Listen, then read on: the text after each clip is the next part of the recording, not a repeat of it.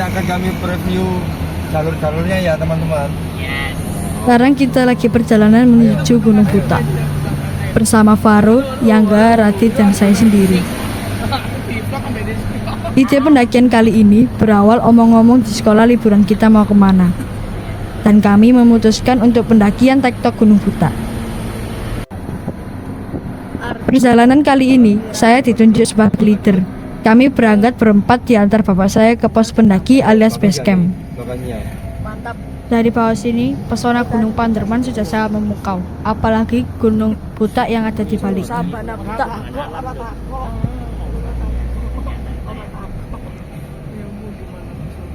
Untuk kendaraan motor Matic, disarankan untuk parkir di parkiran Matic dan menggunakan ojek menuju base camp, karena jalurnya dari sini sudah sangat menanjak curam.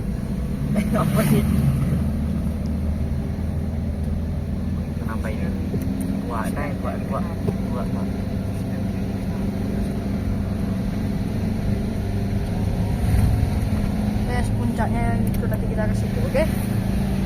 Ketemu di base camp. Nah, kami sudah berada di base camp. Kami berempat melakukan registrasi atau pendaftaran via online. Saran untuk teman-teman, pendaftaran dilakukan dari rumah secara online biar nanti di pos pendaftaran tinggal daftar ulang dan tidak menunggu lama. Di sini kami masih menyiapkan dokumen-dokumen yang diperlukan untuk pendaftaran.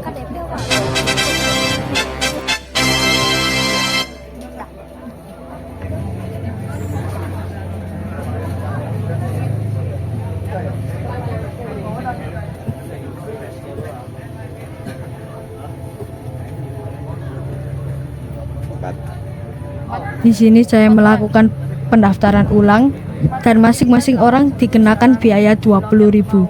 Karena kami berempat, jadi total yang harus kami bayar 80.000. Serta diperlukan KTP atau identitas sebagai jaminan. Daftar itu penting teman-teman, biar kita terpantau oleh pos jaga.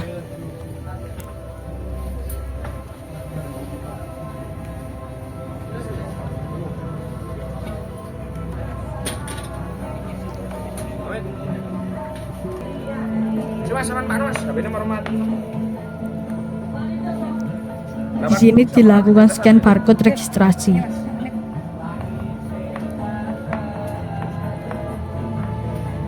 Berhubung hari itu banyak yang muncak, jadi map yang ada di situ habis dan saya harus memfotonya.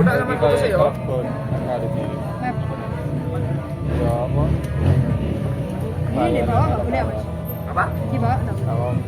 Habis mapping. Oke.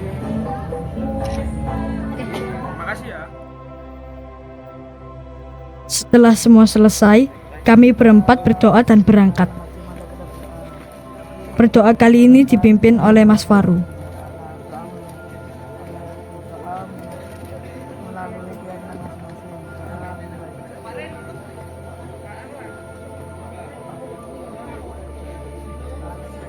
Dari pos registrasi sekarang kita start 07.50. Gas. Di sini kita berangkat dari base camp jam 7.50. Perjalanan kami santai-santai dan menikmati. Kita temukan serpian kaca. Berbahaya sekali. Di sini Faru menemukan serpian kaca. Sampahnya ini. Lihat. Harusnya ini dibawa turun ini biasa. Berbahaya sekali, kan banyak ojek yang lewat nanti takutnya kena ban. Ya, saya kira itu ban meledos. Bisa bocor nanti. Terus kita bawa ke atasnya nanti nggak ada sampah. Ayo. Sangat tidak bertanggung jawab oknum yang membawa kaca tadi. Estimasi waktu 1 jam. Dari basecamp ke pos 1, kami tempuh perjalanan santai dengan waktu 1 jam 24 menit. Kita lanjut ke pos 2. Setelah itu tim kami masih kuat sehat dan kami lanjutkan lagi menuju ke pos 2. Perjalanan tektok kali ini kami berempat tidak berpikir panjang karena kami masih pemula. Karena cuaca cerah dan kami berpikir tektok pulang sebelum malam, kami sedikit meremehkan tidak membawa perlengkapan yang memadai seperti penerangan, jas hujan, dan makanan. Memang siang itu tidak ada kendala.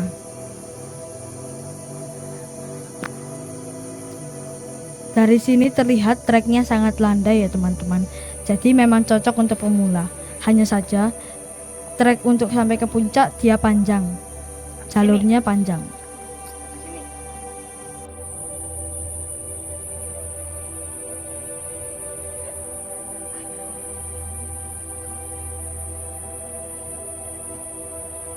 Di sini kami sempat istirahat sebentar di tengah-tengah perjalanan menuju pos 2. Langsung semangat. Ini salah. Semangat lo nah. Mantap. Si bolong versi gunung. Semaji. Roh.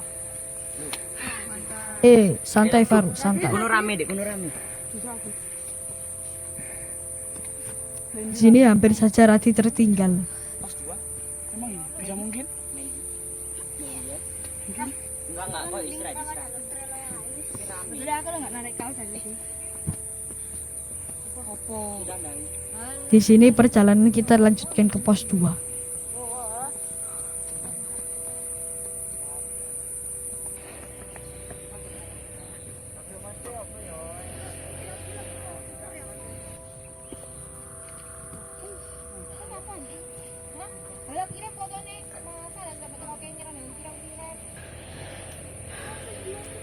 Di sini terlihat Faru sudah mulai kelelahan dengan mukanya yang telah dipenuhi oleh air keringat.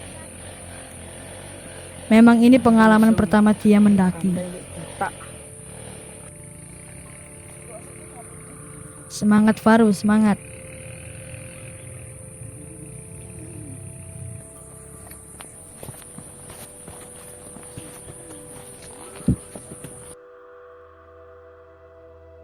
Di sini kami sempat menerbangkan drone.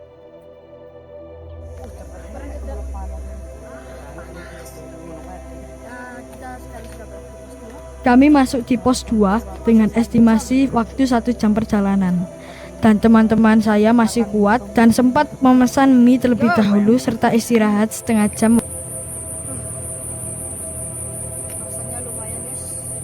Waktu itu suasana di pos 2 ramai sekali pendaki karena bertepatan dengan weekend. Saya pikir istirahat saya sudah cukup. Kami sepakat melanjutkan lagi ke pos 3 sebelum ke Sabana. Capek, tapi seru karena pengalaman baru.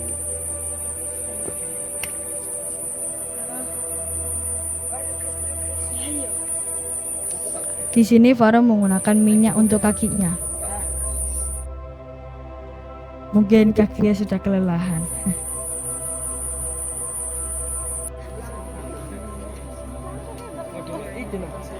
Perjalanan kita tetap seperti semula sambil bergurau dan bertegur sapa dengan pendaki lain. Di sini kita istirahat sebentar dan kita masuk di pos 3 pukul 12.43. Di sini kita melihat satu tim kita yaitu Radit. Sepertinya ada kendala tetapi tidak disampaikan. Sedangkan Faru sudah merasa kecapekan. 12.43. Maka kami berdiskusi harus segera kembali karena berangkat jam berapa, turun jam berapa, mengingat tidak membawa senter agar tidak kemalaman di hutan. Kita putuskan untuk tetap turun, tetapi di sini Yangga keberatan untuk turun. Maunya harus sampai Sabana. Disinilah kita mulai ada perselisihan, dan saya sebagai leader, bagaimana caranya ini agar tidak bersih tegang. Maka kami memutuskan untuk menuruti Yangga dengan batas waktu 1 jam. Kami mulai berjalan, namun di tengah perjalanan, si Radit merasakan dadanya sesak dan si Faru sudah tidak kuat lagi. Maka diputuskan kembali ke pos 3. Di pos 3 suasana ramai, cuma cuaca mendung. Sedangkan Radit, dadanya sudah semakin sakit menjadi-jadi hingga tidak mampu bertahan. Kami takut ada apa-apa dengan Radit. Maka kami memutuskan untuk Radit diturunkan terlebih dahulu didampingi Bapak Ojek dengan tarif 180.000. Sedangkan uang kami sudah menipis. Mestinya kami gojek semua, tetapi keuangan kami tidak cukup. Maka, skala prioritas Radit diturunkan dahulu agar cepat dapat pertolongan. Dan kami pulang dengan perjalanan kaki. 10 menit semua berjalan, hujan mulai turun dan kami sangat panik, suasana gelap dan kabut tebal. Karena kami pendaki pemula dan anak-anak, kami sangat panik. Jalan gelap, dingin menusuk tulang, perut keroncongan. Ini yang membuat semua stamina kami menurun dan kami sudah tidak tahu nasib Radit di bawah. Maaf, di sini tidak dapat terdokumentasi karena hujan. Kami bertiga selalu berdoa agar diberi keselamatan sampai basecamp lagi. Di sini saya tekankan pentingnya persiapan dan tidak boleh meremehkan ketika kita mau mendaki gunung. Malam itu saya sudah sangat panik dan sudah merasa tidak mampu. Saya yakin saya akan menjadi korban. Kami sudah tidak tahu kabar Radit. Di tengah kepanikan saya di pos 1 jam 17.24. Hujan lebat, kami lapar, kedinginan dan sudah pasrah. Apa yang terjadi silahkan terjadi. Dan tiba-tiba kami dicari bapak tukang ojek yang mengantar Radit tadi. Saya, Yangga dan Farud dijemput dan segera dievakuasi ke bawah atau ke basecamp. Dan sesampainya di basecamp, hati saya senang tapi sedih juga dan takut karena Radit dalam kondisi yang terbungkus emergency blanket. Dia kedinginan, hipotermia dan harus mendapatkan pertolongan intensif. Ini cerita nyata yang saya alami. Semoga tidak terjadi pada teman-teman pendaki yang lain. Dan alhamdulillah Radit terselamatkan.